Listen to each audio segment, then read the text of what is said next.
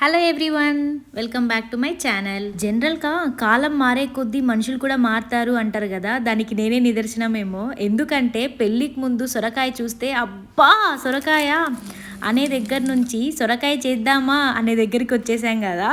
కానీ ఏ మాటికి ఆ మాట నేను ఈ రోజుల్లో రియలైజ్ అయింది ఏంటి అంటే, మా అమ్మ చేసినట్టుగా వంట నేను ఎప్పటికీ చేయలేనేమో.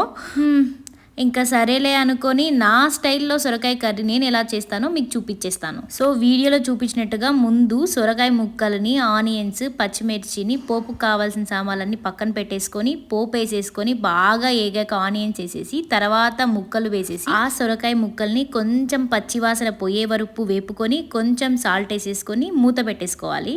అలా మూత పెట్టింది ఒక 2 నిమిషాల తర్వాత తీసి మళ్ళీ బాగా కలుపుకునేప్పటికి సొరకాయ చాలా త్వరగా వేగిపోతుంది. కొంచెం కారం, వెల్లుల్లి పొడి వేసుకొని బాగా కలుపుకుంటే సొరకాయ కర్రీ రెడీ.